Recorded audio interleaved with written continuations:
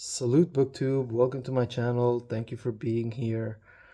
Uh, I just wanted to. This video is going to be a TBR, my TBR for March, what I plan to read for the month of March.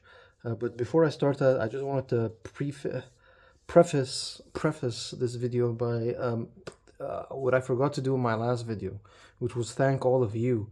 So I wasn't in a very, I still amn't in a very good psychological state. Um, um, Basically, depression when you think that we still have at least 3 years more of Donald Trump. At least 3 years more. Uh,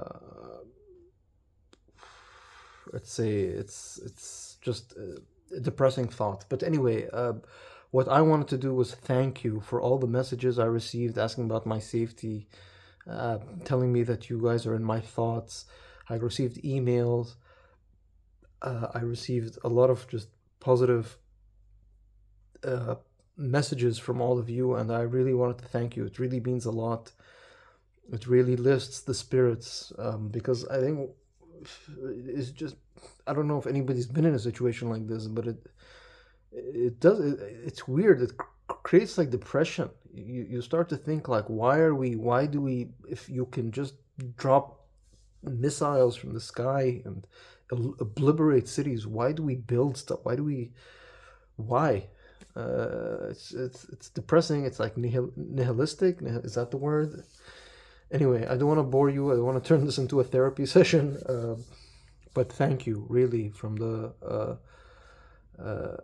bottom of my heart, I guess, for the messages. It really does mean a lot. And I was supposed to say it in the last video, but I had a lot on my mind. I don't even know if I'm gonna wanted to make my last video. I don't know if I want to make this video.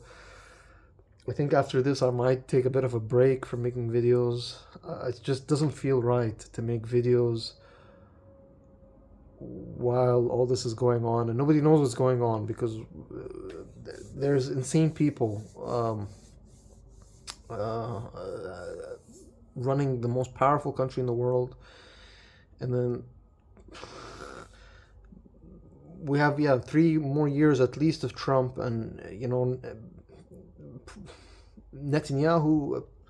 Well, he's been in power really since '99, and there was a short period where there was a who was he Sharon who was in power, but then it was Netanyahu again. So it's been what, 27 years of Netanyahu, his face, like ever since I was in high school, and I've got gray hair now, and Netanyahu's still in power, and he's not gonna leave. And I don't know, if you're American and you're watching this, try to start an impeachment movement. Just try. I don't know, get signatures from your street. I don't know. But anyway, I don't want to get into politics. Let's not. Let's just get to the books. What I'm gonna read in 2027. As I mentioned, if you've seen my last videos, this is Q1 of Historathon. It's the last month of Q1 of Historathon. Sorry, I can hear like fighter jets outside my window. Uh, I don't know, maybe they're passenger planes because the airspace was closed. But anyway, um, uh, Q1 of Historathon was uh, is wrapping up in March. It ends. This is the last month of Q1, and Q1 is reading history from the beginning of time. Really, from the beginning of time. It can even be prehistory, all the way to the year 500 AD or CE. What I've been reading is about the Phoenicians, or the Punic people, or the Carthaginians, whatever you want to call them. And these are the last two books I have, which I hope to complete this month. The first one is called The Punic Wars, and it's by Nigel Bagnall. The subtitle is Rome, Carthage, and the Struggle for the Mediterranean.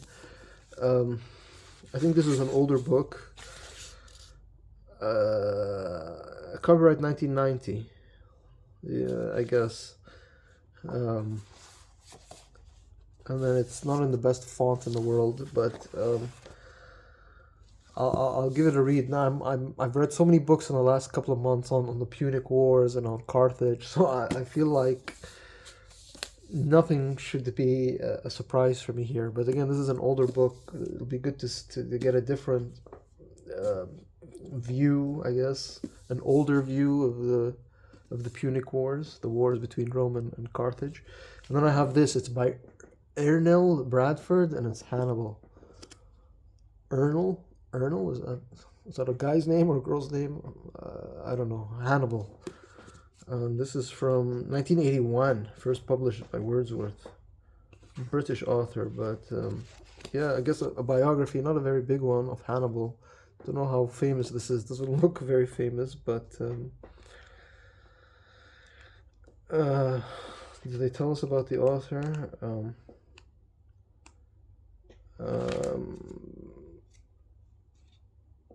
I don't find anything, but the author does have, he or she has other books: The Mighty Hood, The Life and Death of the Royal Navy's Proudest Ship, and Gibraltar, History of a Fortress. Endeavor Books, Endeavor Inc. Anyway, so yeah, those are the two books I'm reading for Historthon Q1, the last month of Historthon Q1. The next book I want to read is related, or the next two books are related to my other reading event that I'm really doing for myself, which is the celebration of America's 250th anniversary. 2026 is 250 years from 1776, when the American Declaration of Independence was signed, promulgated. But yeah, 250 years, and on this auspicious occasion, of course, America is at war, self-declared war. Nobody declared war on America. Nobody.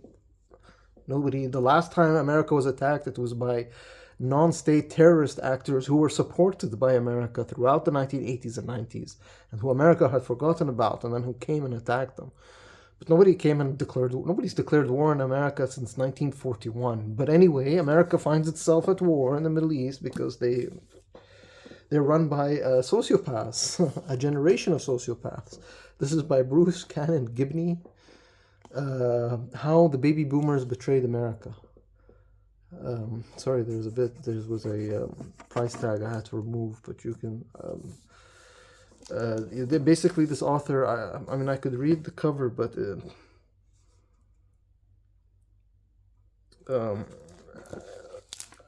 it's a bit older. This book, it's not very recent, 2017. Yeah, almost 10 years. So I guess it is older, but yeah, basically this author argues that the baby boomers destroyed America, and they're a bunch of sociopaths. And I haven't read this, but I don't know, can anybody disagree with that? I mean, if you had asked me a week ago, I would have disagreed with that, but now, maybe, I don't know, maybe he's onto something. And then this is actually a textbook from my university days, and I still have it. Maybe it's time to get rid of it. Maybe it's time to get rid of it, but it's called A History of Our Time. And the subtitle, sorry about the glare, is Readings on Post-War America. So this is just different, mostly speeches and articles about post-war America. So there's John F. Kennedy's address to the nation during the Cuban Missile Crisis. There's the Dwight Eisenhower's farewell address. There's John F. Kennedy's inaugural address. Lyndon Johnson's The Great Society remarks at the University of Michigan. There's the Supreme Court of the United States, Brown versus Board of Education. Southern Manifesto. There's so it's divided into sections. America becomes a world power. That's the first stuff, which is more about the geopolitics stuff. But then the politics of culture and affluent society. Part 3 is civil rights and racial justice. I'm surprised there is Dr. Martin Luther King Jr., a voice of radical courage and love. Anyway, part 4 is struggles over gender and sexual liberation.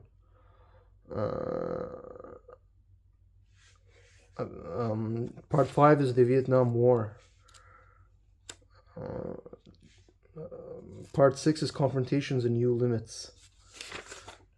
Part 5, a new era of conservatism. So that's the new kind of conservatism, the Reagan Revolution, Newt Gingrich, etc. And then part 8 is the United States and the world in a post-Cold War era.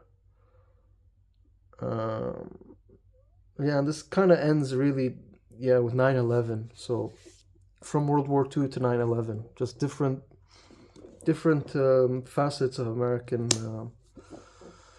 post or second half of 20th century America, basically. And this is, again, like I said, it was my university textbook. So it's edited by William Schaaf, Harvard Sitkoff. His name is Harvard. His first name is Harvard Sitkoff, and Beth Bailey.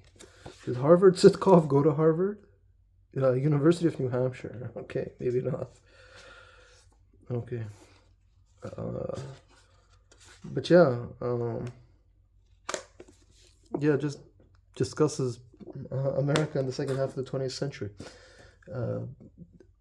Different primary texts. That's the word I was looking for. Primary text, like speeches, articles, but edited with commentary. Again, mostly made for students, but maybe I can read like one a day because they're short chapters. One a day until I finish it. The next book I want to read is there's two events. Well, there's one event that's my own event, which is Russian Lit 2026, where I'm just reading Russian literature in 2026 as much as I can.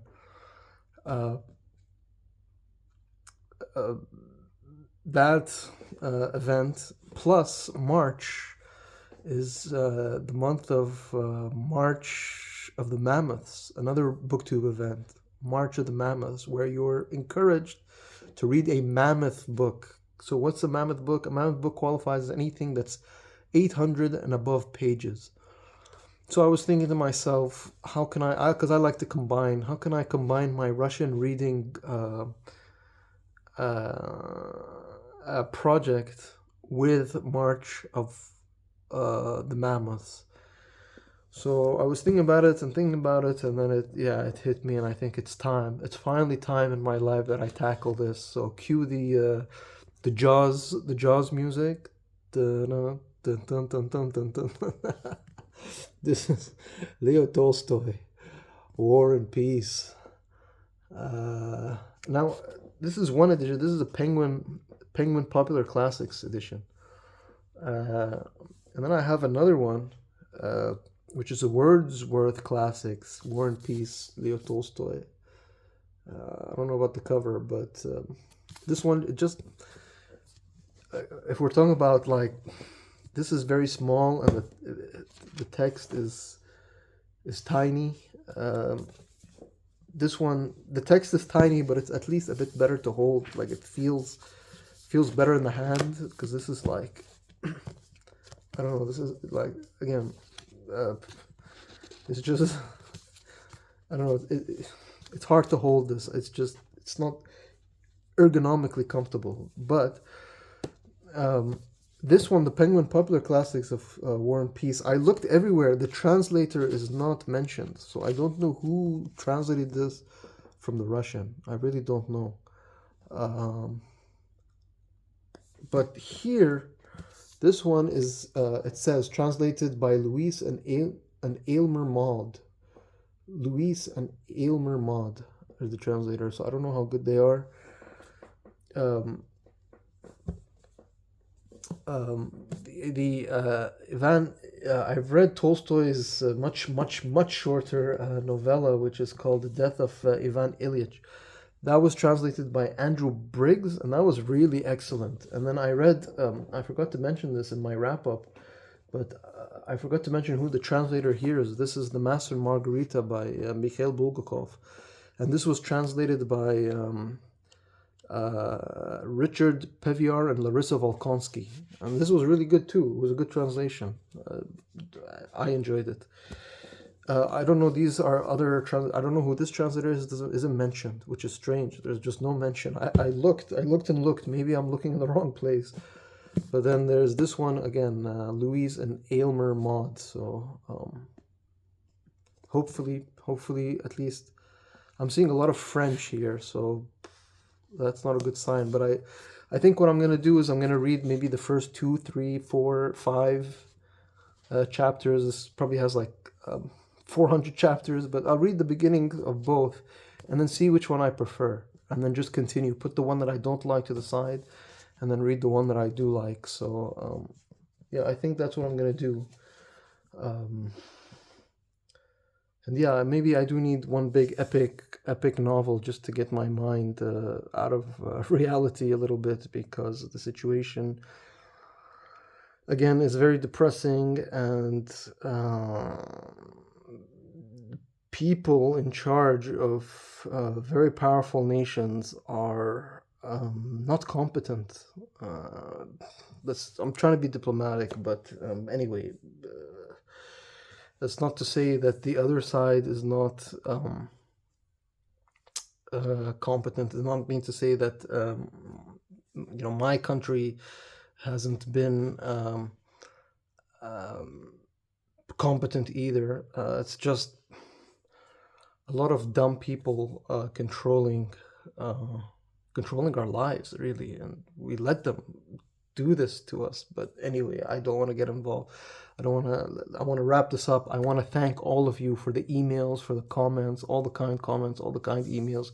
It really means a lot.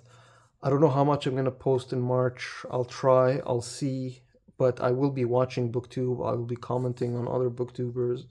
So please keep making your videos, keep me distracted. But yeah, thank you, BookTube, and yeah, salute.